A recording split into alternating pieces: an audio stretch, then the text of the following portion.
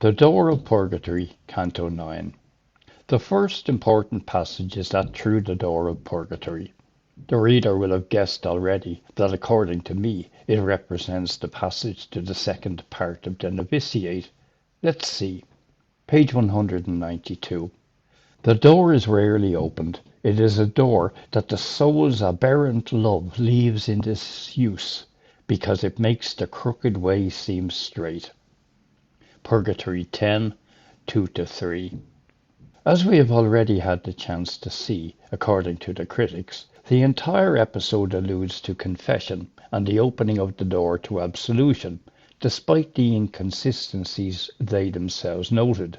The sole fact that it hardly ever opens brings us, however, to exclude confession, that is, and was already back then, a sacrament which all should attend repeatedly. The Fourth Lateran Council of 1215 had introduced the obligation on all believers to confess at least once a year.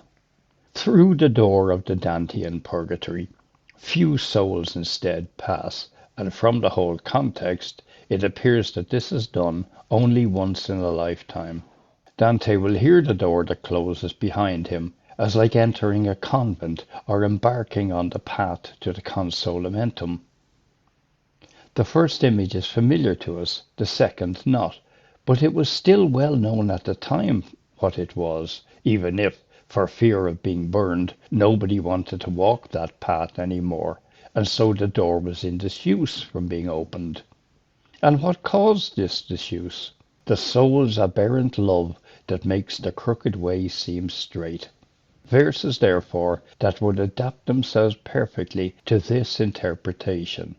Significant are the further words that the angel guarding the door says. Enter, but I warn you, he who would look back returns again outside. Purgatory 9, 131-132.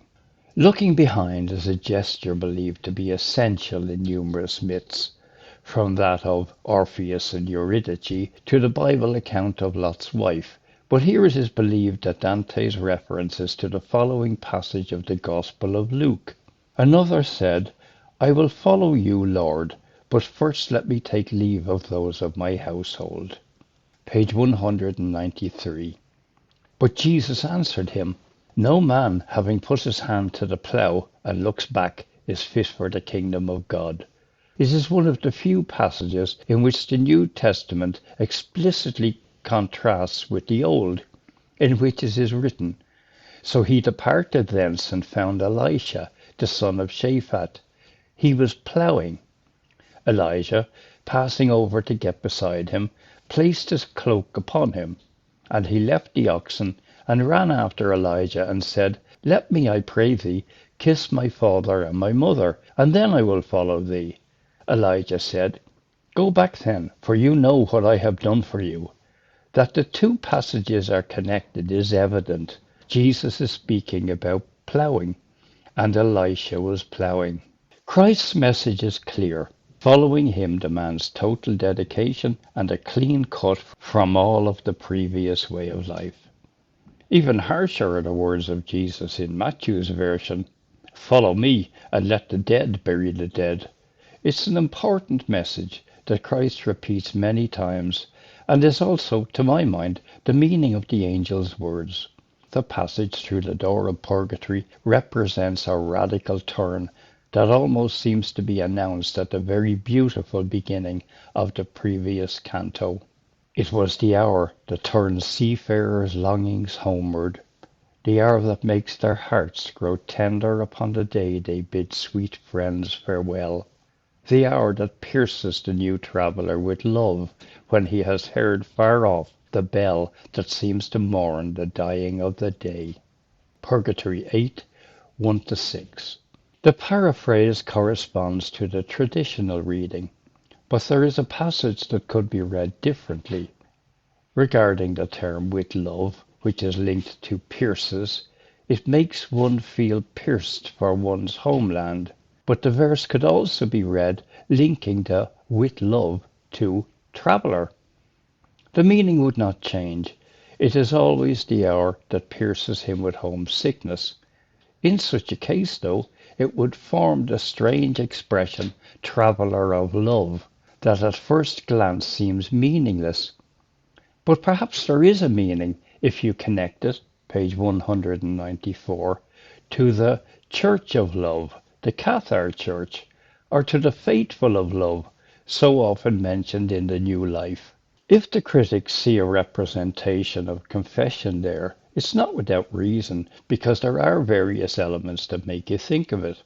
The fact is that the same elements appear also in the Cathar rite of the transmission of the book and the prayer that indicate the second part of the novitiate that Duvernay dedicates a good 4 pages to, in which he shows what emerges from the available documentation, underlining the analogies of this liturgy with that of early Christianity.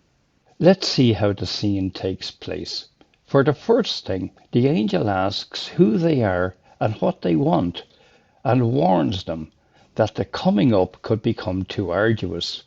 This corresponds to the Cathar rite, in which the preparedness of the ordinand is first ascertained.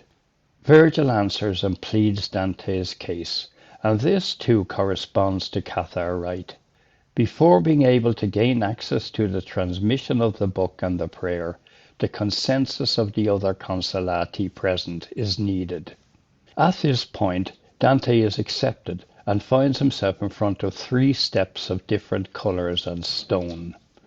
The critics see symbolized there, not without forcing, the 3 parts of the sacrament of confession. The number 3 recurs, however, also in Cathar rite. He needed to bow 3 times, 3 genuflections, and an exhortation is made on the presence of the Trinity in the Church. After climbing up the 3 steps, I threw myself devoutly at his holy feet, asking him to open out of mercy. But first I bet 3 times upon my breast. Purgatory 9, 109 to 111.